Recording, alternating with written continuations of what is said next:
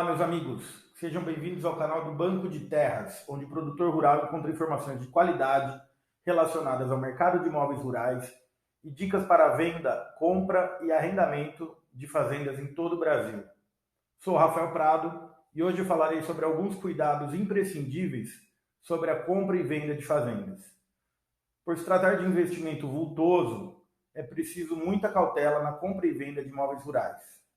Além da regularidade do imóvel perante os órgãos competentes, o que se constata mediante análise dos documentos do imóvel, tais como matrícula, CCIR emitido pelo INCRA, a certidão de regularidade, o georreferenciamento, o cadastro ambiental rural, CND do Imposto Territorial Rural, vários outros documentos que futuramente nós explicaremos cada um aqui no detalhe para você, nosso telespectador. Também é preciso atentar-se a algumas situações, tá? Então vamos a elas. Primeira pergunta que você deve se fazer e perguntar para quem estiver eventualmente intermediando ou para o próprio vendedor, mas isso decorre de uma análise documental, tá?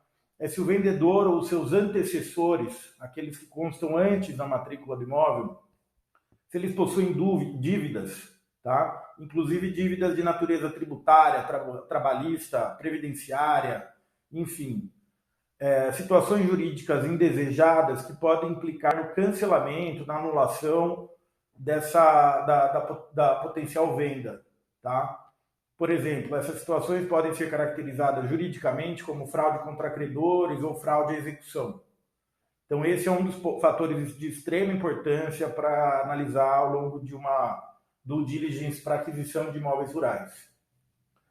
O segundo item, que nós sempre recomendamos e nós sempre avaliamos aqui no Banco de Terras, é a cadeia de transferência do bem, né, e se ela está sendo questionada em juízo. Por exemplo, uma ação de nulidade da escritura de venda e compra.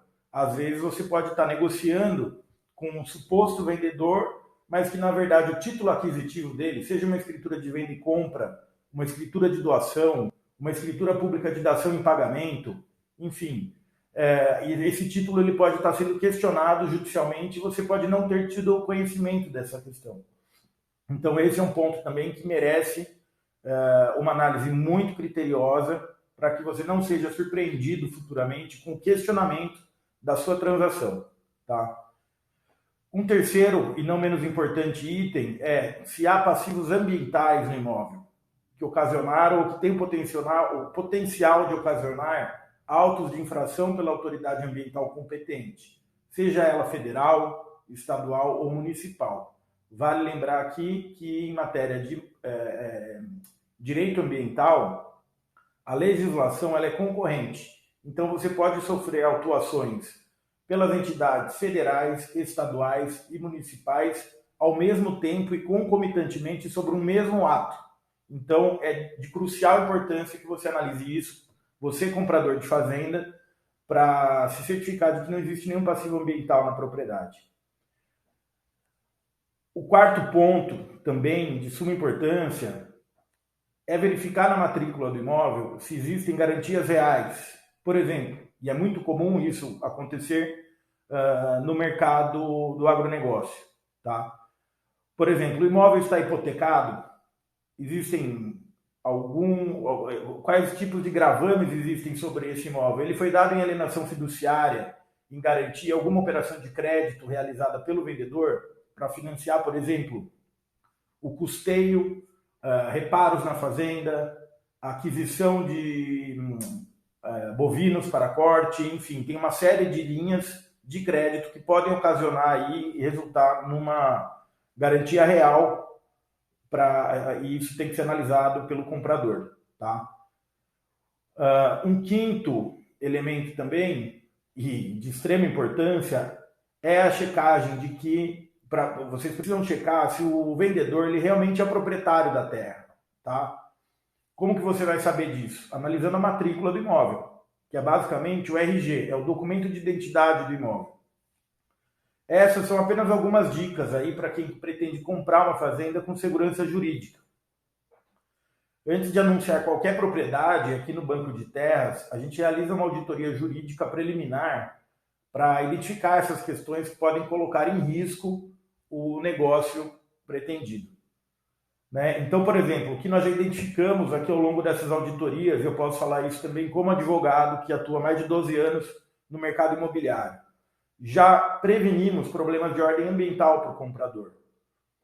Na verdade, esses problemas eles têm natureza própria terreno, que a gente chama. Ou seja, independentemente de quem foi o causador do dano ambiental, o proprietário atual responderá civil e administrativamente, pelo menos, para a reparação desse prejuízo.